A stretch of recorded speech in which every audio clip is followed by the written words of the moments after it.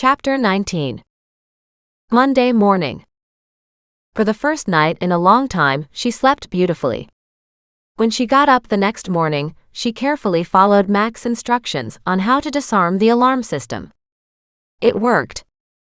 She stepped outside to smile at the sun dappling across her backyard. Today was a good day. She propped open the back door, then walked inside to put on coffee. The phone rang as she pushed the button to grind beans. Mac, calling to see if everything was okay. I would have called you, she said, but I got the alarm system off on my own. Are you still on for omelets? He asked. Can't wait until you get here, she said. I'm starving. He chuckled. I'm loading all the ingredients into a box. I'll be there in about 20 minutes. We can make breakfast instead of waiting for lunchtime. Smiling happily and delighted to have a chance to eat a real meal and to learn something new, she walked around outside in the garden while the coffee dripped. Thinking about the garage, she went to the window in its back door entryway and tried to see in, but the glass was so dirty and so dusty, it was hard to see through it. She checked the doorknob, finding it was definitely secure, and it looked like the wood of the door was jammed, same as the interior door. She wondered if that was an ominous sign or just a typical Nan thing. She went to the front yard, tried to lift the rolling garage door, but it wouldn't move either. As long as it was secure, she was good. As she walked away from the garage door, Mac pulled up and parked in her driveway. What are you doing now? She motioned at the garage door. Just thinking that if I can't get in, likely nobody else can either. He nodded. Good point. Come on. Let's get some food. She held open the front door for him as he came in with a box.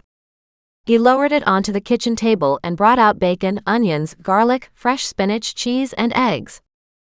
Plus the mushrooms she had particularly asked for. She watched in delight, carefully taking notes, then shot a video as he worked. He groaned. Why the video? Because I'll forget everything I see, she said. And I'm determined not to fail at this. He glanced at her, a gentle smile on his face. You know, it's okay to fail. She looked at him in surprise, then shrugged. It's never been okay to fail before, and by now, I've felt like a failure in many, many ways. I would just as soon skip that this time. She watched as he cut the bacon into small pieces and pan-fried it with chopped onions and garlic. She sniffed the air with joy. Oh, that smells absolutely divine. Muggs barked at her heels, running around in circles. She reached down and petted him. I know, buddy. It's food. We haven't smelled such an aroma in many months. With Mac laughing and telling her exactly what he was doing and how he was doing it, he slowly built an omelet, adding mushrooms and spinach leaves to the skillet. Then he cracked the eggs into a bowl, beat them until smooth. Removing the cooked veggies to another bowl, he then poured the eggs into the hot pan. When they were mostly cooked, he layered the veggies over the egg and topped it all with grated cheese. As she watched, he folded one half over on top of the other, covering up the freshly laid cheese, and then he put a lid on the skillet. I only do this so the cheese melts faster. When he took off the lid, the omelet looked absolutely divine. With an easy maneuver, he draped it onto a cutting board and cut the big omelet in half. She was still filming when he plated each half and moved them over to the table. She stopped the video, grabbed the toast she'd put on, snagged the butter, and brought both to the table. This looks fabulous. Now you know how to do it, he said. She nodded and looked at the stove. I just have to get up the nerve to try. No, he said. Tomorrow you're doing it. No nerve required. You'll just start, and you'll make something exactly like this. It seems like a far-off dream, she admitted. She cut her first bite, took it into her mouth, and sagged in joy. This is wonderful. And it's easy to make, he said. You'll see very quickly how you can make all kinds of gorgeous things. I hope so, she said. I was eating all kinds of gorgeous foods before. Speaking of which, have you had any contact with your husband lately? She shook her head. Why would I? When is the divorce proceeding supposed to be completed? I don't think we can start until 1 year after the separation. She didn't want to talk about her almost ex-husband. He was the last thing on her mind. I spoke to my brother again. She stopped and looked at him, confused for a moment as to who and what his brother was. Oh. Why? Remember, my brother is a lawyer, he said. And he says you can stop the property award process even though you've signed the paperwork. And he also said something else I'm not sure you'll be happy about. He wants to file a complaint against your lawyer. Her jaw dropped. Can he do that? Mac chuckled. Absolutely. Particularly if you're a lawyer filing a complaint against another lawyer. What she did was gross misconduct. And it shouldn't be allowed, nor should her work be allowed to stand. But I'm the one who signed all the paperwork, she said. Wasn't that onus on me? Not if you followed your lawyer's advice, he said. Which you did. She thought about it for a moment. We're back to that I can't pay him yet thing though. Nick is willing to see what he can do for free, he said. If it becomes something more complicated, then we'll take another look at what might require funding. It's possible nothing will. She looked at Mac, trying to hide her innate suspicion of attorneys. You know I trust you. But I don't know your brother. And he is a lawyer, she said quietly. I'm not making bad guys out of all them, but in your experience, that's what you've found so far. He nodded. I get that, but I trust my brother. He's a good guy. If he says he can do a lot without requiring money, then I suggest we let him do everything he can possibly do, without requiring you to pay for his time. You don't know, but maybe your lawyer will have a change of heart when she realizes he's putting in a formal complaint, and she could possibly end up barred from practicing law. Can he do that? If he can prove she's dishonest, is a liar and a cheat, as in your case, then who knows what can happen. When did you hear about this? Last night, he said. My brother contacted me to say your situation wouldn't leave him alone, and he wanted to help. If he could do something that wouldn't take too much time, he was more than ready to do so. Particularly, he wanted to see the documents you signed, and he wanted the contact information for the lawyer who represented you. She snorted. You know what? I'm kind of down with him making trouble for her, she said, but I really don't want it to come back on my ex-husband, because then he'll turn around and make my life miserable. When he doesn't get what he wants, he gets really ugly. And he wants her. She shrugged. I'm pretty sure he's had her many times over, she said in a dry tone. The thing is, he doesn't want to share his money. But you're entitled to a large share of it, he said. Not according to my lawyer. And that's what my brother is saying. Your husband built that business while you were there. Nick needs some details so he can take a closer look at it. But even if you don't want as much as you're entitled to, you shouldn't be without anything. And that's the problem. Look at you. You're living on the money you found in your grandmother's pockets, for Christ's sake. She glared at him. You're ruining a beautiful omelet. He stopped and then nodded. Good point. He chuckled and took another bite. So you'll repeat this for me tomorrow? She shrugged. Well, I'll repeat something. Obviously it won't taste quite like this though. You might be surprised, he said. There are many meals you can make without too much effort. Maybe. But the conversation was hard to come back from. Even though he meant it to help her, she felt depressed. Any mention of her ex-husband and their nasty separation sent her mood plummeting. Why don't we talk about something better? Like? The guy who broke into my place, she said. He's a janitor who also works at the retirement home where Nan lives. And they've had a bunch of thefts. I'm wondering if anybody will look into that. She gave him a pointed look. He frowned at her in surprise. Nobody mentioned a theft issue. I imagine it's kind of a common problem, she said. They don't want the bad publicity. But according to Nan, there have definitely been theft issues. And you think it's him? It's pretty obvious he's got a problem, she said. And he works there and at the elementary school too. So who knows? I'm pretty sure he's the one who made the threatening phone calls to me too. I don't know why, unless he just wanted me to get out of town for a few days to clean out my place. That's possible. As for Nan's comments, there's nothing we can formally do until we get a written complaint. If you were to actually question the suspect, she snapped, he might confess to it. To all of it, if we're lucky. And yet he's been released on those other charges, he said with a raised eyebrow. And I need a formal complaint to proceed on the Rosemore thefts. Until then, I can't. I know. That doesn't mean he won't be back here for some other infraction, she said with a snort. Characters like that tend to stay true to form. Yes, they do, he said. And we're back to that formal complaint part, so I could talk to him about that. He pulled out his notepad and jotted down a couple things. You know a lot of people living there at Rosemore. Why don't you talk to them? Doesn't have to be a big police matter.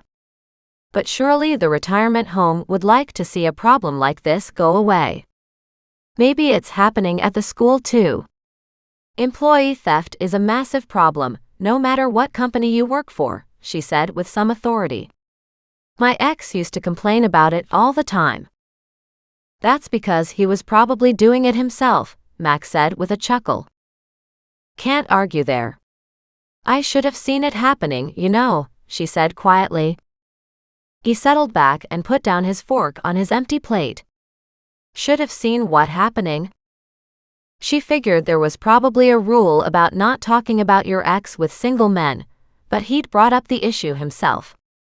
I should have seen that he was involved with somebody else. I think the spouse is often the last person to know. And then it's little things that make you suspicious. But if they're any good at what they're doing, they don't let on easily. I was suspicious, she said, but I had no clue it was my lawyer. Was she a friend of the family? She shook her head. No. She worked for him on some projects. I don't know why I thought it was a good idea to hire an attorney he already knew. Who suggested it? Doreen looked at Mac in surprise. She did. I guess that should have been my second indication. But she was all girl talk, how this was so tough, and she was so sorry for me, and she'd do her best for me, and... Doreen shook her head. The truth is, I'm a gullible fool. I just didn't see all that betrayal going on right under my nose. Most don't, because they are honest people who expect people to be equally honest with them, he said easily. That's why it happens so often. And why the lying people get away with it. She nodded, and then stared down at the last couple bites of her omelet. She cut it up, put one piece in her mouth, and sighed happily. You are probably the best omelet maker I've ever met. And have you met many? He asked dryly. Chefs, she said with a wicked grin.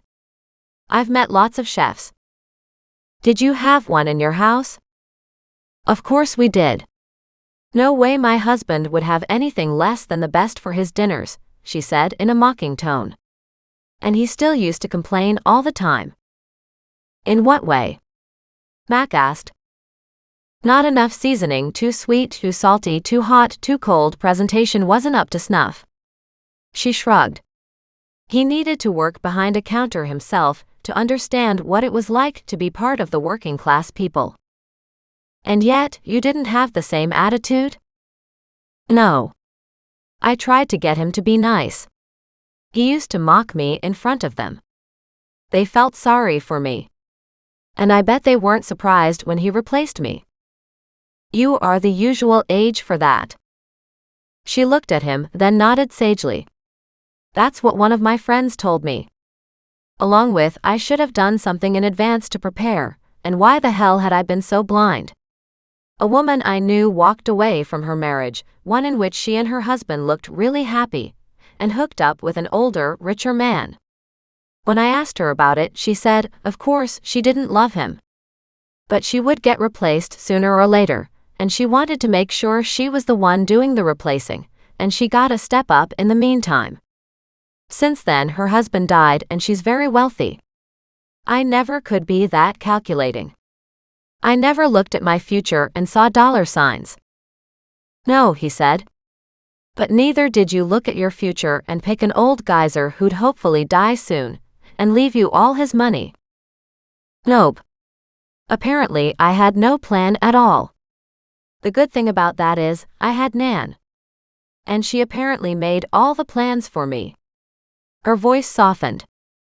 She could see the writing on the wall, even when I couldn't. For that, you should be grateful. I am, she said. I have learned more about love and family since leaving my husband than I ever did up until then. What about your mother? My mother had a string of men. She'll only go out with one if expensive gifts are involved. She's not a prostitute. She smiled. But when you're supposedly high class, gifts are important. She would say they're very important for women her age. She has a collection. She has them appraised every once in a while. When she needs money, she'll sell them off. She was never angrier than with one of the men she had thought was a great mark. He had given her gifts, but when she got them appraised, they were cut glass, not diamonds. Doreen chuckled at the memory. It's not fair that I laugh, but she was so outraged at the deception, and I thought she deserved it. It doesn't bear thinking about, he said. It's a whole different world, she said.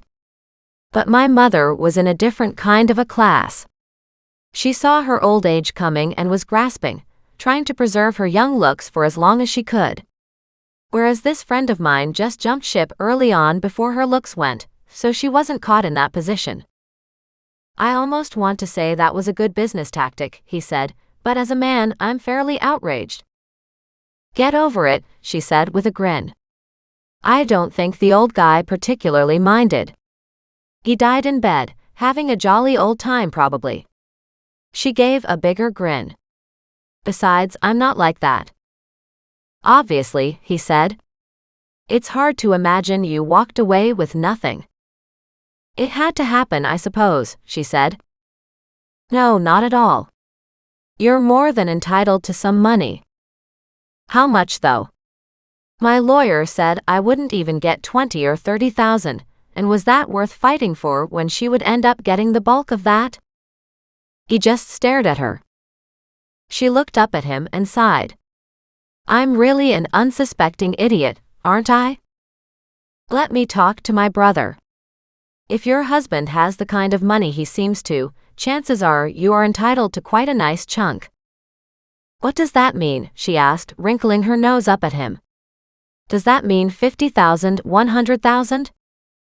How about a couple million? He asked, watching her astonished expression. You were married 14 years, and he built his business from the ground up with you at that time.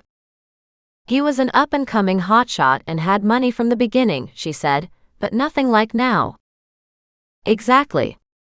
Mac pulled out his phone and sent his brother a text. Okay, I told him that you would give me the contact information he needs, and he is to go ahead and do what he can for free. He won't charge for any work without checking with us. She warmed at the sound of the us part. If he's willing to do something for free, she said quietly, he definitely has my deepest thanks. But I don't have any expectation of him successfully changing my situation. Mac tilted his head and grinned at her. If nothing else, you might want to consider that Nick will cost your ex some money, and your lawyer some aggravation. At that, she laughed. In that case, go for it. Good, he said. I hate hearing you're still willing for him to have everything his way. Sometimes you need to stand up and fight. I fight sometimes, she said with a smirk. When reporters approach me, I get quite feisty. Her phone rang just then. She glanced down and answered, "Hi, Nan." "Hi. How are you?" she said. "I'm fine. What's up?" "Nothing. I just wondered if you were doing anything today." There was something crafty in her grandmother's voice.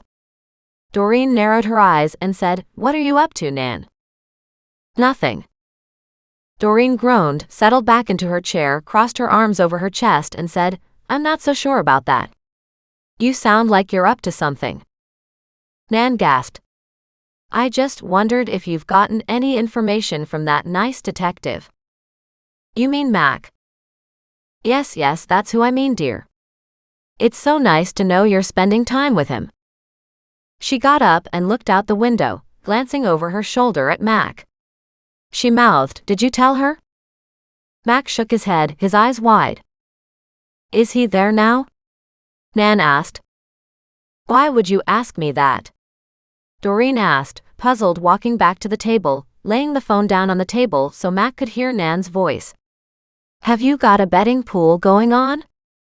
"Well, of course we do, dear. Your love life is very important to us." At that, Mac howled with laughter. Nan's delighted voice perked up. "Oh my, he is there. I do love to be right."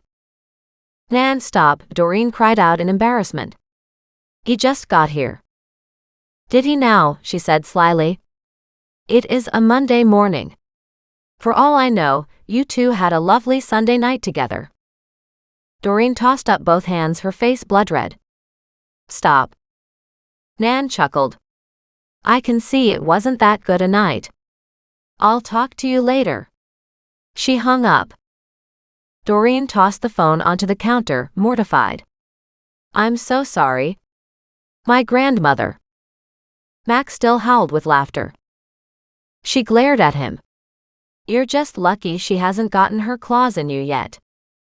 "She's not going to either," he said cheerfully. "She will if I tell her that you're interested in me," she said. "Then she'll start digging into your life, placing bets on everything you do." He glared at her. "You know what?" "As a threat," he said with a nod, "that's not bad." She gave him a fat smile. "I thought so too."